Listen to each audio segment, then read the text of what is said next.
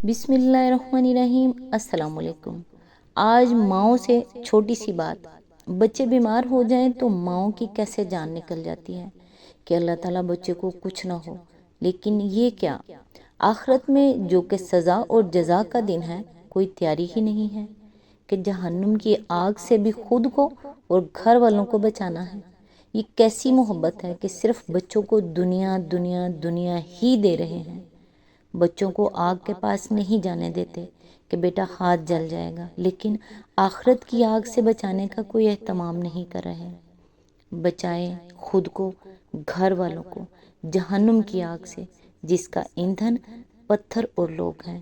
انہیں خواہ کتنا ہی برا لگے، انہیں ہر ناجائز کام سے روکیں کہ رب العالمین کے سامنے کھڑا ہونا ہے۔ اہل سنت جماعت کے امام ہیں امام احمد بن حنبل۔ وہ کہتے ہیں کہ میری والدہ نے مجھے 10 سال کی عمر میں حفظ کروا دیا تھا۔ وہ مجھے نماز فجر سے پہلے جگاتی اور بغداد کی یخ بستہ راتوں میں میرے لیے وضو کا پانی گرم کرتی۔ اس کے بعد وہ مجھے لباس پہناتی اور پھر اپنی اوڑھنی اور حجاب لیتی اور مسجد تک میرے ساتھ جاتی، کیونکہ مسجد ہمارے گھر سے کافی دور تھی اور راستے میں اندھیرا ہوتا تھا۔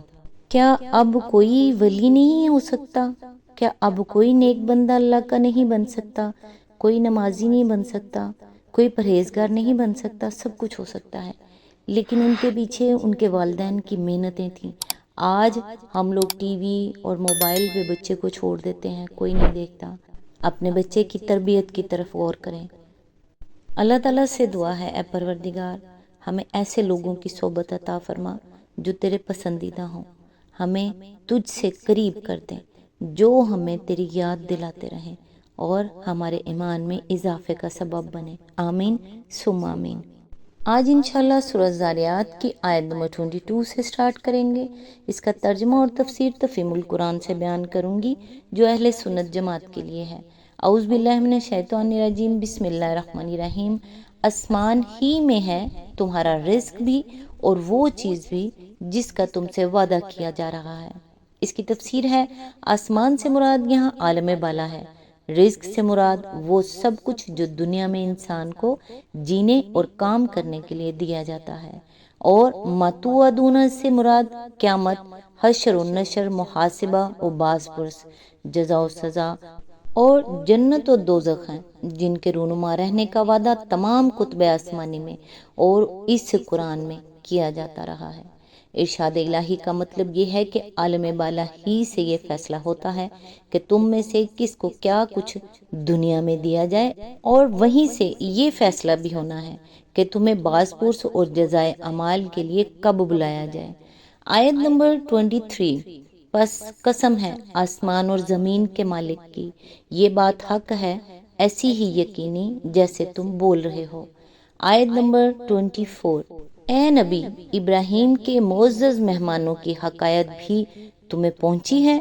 اس کی تفسیر ہے، اب یہاں سے رکوع نمبر 2 کے اختتام تک انبیاء اور بعض گزشتہ قوموں کے انجام کی طرف پے در پے مختصر اشارات کیے گئے ہیں، جن سے 2 باتیں ذہن نشین کرانی مقصود ہیں۔ ایک یہ کہ انسانی تاریخ میں خدا کا قانون مکافات برابر کام کرتا رہا ہے، جس میں نیکوکاروں کے لیے انعام اور ظالموں کے لیے سزا کی مثالیں مسلسل پائی جاتی ہیں۔ یہ اس بات کی کھلی علامت ہے کہ دنیا کی اس زندگی میں بھی انسان کے ساتھ اس کے خالق کا معاملہ صرف قوانین طبعی یعنی فزیکل لا پر مبنی نہیں ہے، بلکہ اخلاقی قانون یعنی مورل لا اس کے ساتھ کار فرما ہے۔ اور جب سلطنت کائنات کا مزاج یہ ہے کہ جس مخلوق کو جسم طبعی میں رہ کر اخلاقی اعمال کا موقع دیا گیا ہو، اس کے ساتھ حیوانات و نباتات کی طرح محض طبعی قوانین پر معاملہ نہ کیا جائے، بلکہ اس کے اخلاقی اعمال پر اخلاقی قانون بھی نافذ کیا جائے، تو یہ بات بجائے خود اس حقیقت کی صاف نشاندہی کرتی ہے کہ اس سلطنت میں ایک وقت ایسا ضرور آنا چاہیے جب اس طبعی دنیا میں انسان کا کام ختم ہو جانے کے بعد خالص اخلاقی قانون کے مطابق اس کے اخلاقی اعمال کے نتائج پوری طرح برآمد ہوں، کیونکہ اس طبعی دنیا میں وہ مکمل طور پر برآمد نہیں ہو سکتے۔ دوسری بات جو ان تاریخی اشارات سے ذہن نشین کرائی گئی ہے وہ یہ ہے کہ جن قوموں نے بھی انبیاء کی بات نہ مانی اور اپنی زندگی کا پورا رویہ توحید اور رسالت اور آخرت کے انکار پر قائم کیا، وہ آخر کار ہلاکت کی مستحق ہو کر رہیں۔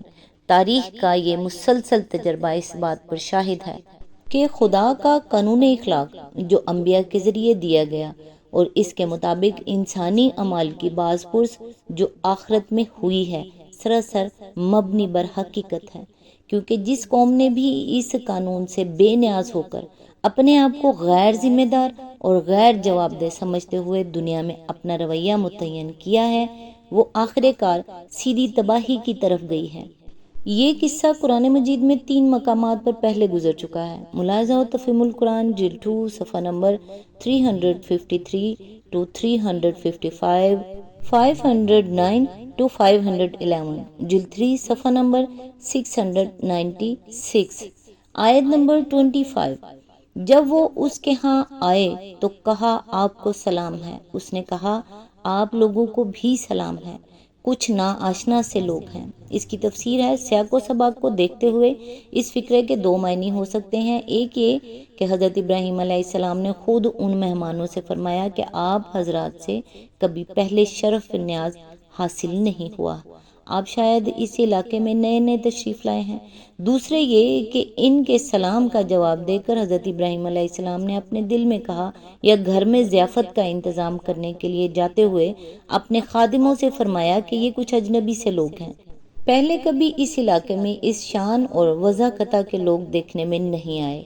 آیت نمبر 26۔ پھر وہ چپکے سے اپنے گھر والوں کے پاس گیا اور ایک موٹا تازہ بچڑا لا کر، اس کی تفسیر ہے یعنی اپنے مہمانوں سے یہ نہیں کہا کہ میں آپ کے لیے کھانے کا انتظام کرتا ہوں، بلکہ انہیں بٹھا کر خاموشی سے ضیافت کا انتظام کرنے چلے گئے تاکہ مہمان تکلفاً یہ نہ کہیں کہ اس تکلیف کی کیا حاجت ہے۔ اسی آیت کے ضمن میں آگے فرمایا سورہ ہود میں ایجلین حنیز یعنی بھنے ہوئے بچڑے کے الفاظ ہیں۔ یہاں بتایا گیا کہ آپ نے خوب چھانٹ کر موٹا تازہ بچڑا بھنوایا تھا۔ آیت نمبر 27 مہمانوں کے آگے پیش کیا، اس نے کہا آپ حضرات کھاتے نہیں۔ آیت نمبر 28۔ پھر وہ اپنے دل میں ان سے ڈرا، انہوں نے کہا ڈریے نہیں، اور اسے ایک ذی علم لڑکے کی پیدائش کا مژدہ سنایا۔ اس کی تفسیر ہے یعنی جب ان کے ہاتھ کھانے کی طرف نہ بڑھے تو حضرت ابراہیم علیہ السلام کے دل میں خوف پیدا ہوا۔ اس خوف کی وجہ یہ بھی ہو سکتی ہے کہ اجنبی مسافروں کا کسی کے گھر جا کر کھانے سے پرہیز کرنا قبائلی زندگی میں اس بات کی علامت ہوتا ہے کہ وہ کسی برے ارادے سے آئے ہیں، لیکن اغلب یہ ہے کہ ان کے اس اجتناب ہی سے حضرت ابراہیم علیہ السلام سمجھ گئے کہ یہ فرشتے ہیں جو انسانی صورت میں آئے ہیں، اور چونکہ فرشتوں کا انسانی شکل میں آنا بڑے غیر معمولی حالات میں ہوتا ہے، اس لیے آپ کو خوف لاحق ہوا کہ کوئی خوفناک معاملہ درپیش ہے جس کے لیے یہ حضرات اس شان سے تشریف لائے ہیں۔ اسی آیت کے ضمن میں آگے فرمایا سورہ ہود میں تصریح ہے کہ یہ حضرات اسحاق کی پیدائش کا مژدہ تھا، اور اس میں یہ بشارت بھی دی گئی تھی کہ حضرت اسحاق علیہ السلام سے ان کو حضرت یعقوب علیہ السلام جیسا پوتا نصیب ہوگا۔ آیت نمبر 29۔ یہ سن کر اس کی بیوی چیختی ہوئی آگے بڑھی اور اس نے اپنا منہ پیٹ لیا اور کہنے لگی بوڑھی بانجھ۔ اس کی تفسیر ہے یعنی ایک تو میں بوڑھی اوپر سے بانجھ، اب میرے ہاں بچہ ہوگا۔ بائبل کا بیان ہے کہ اس وقت حضرت ابراہیم علیہ السلام کی عمر 100 سال اور حضرت سارہ کی عمر تقریباً 90 سال تھی۔ بک پیدائش باب 1817۔ آیت نمبر 30۔ انہوں نے کہا یہی کچھ فرمایا ہے تیرے رب نے، وہ حکیم ہے اور سب کچھ جانتا ہے۔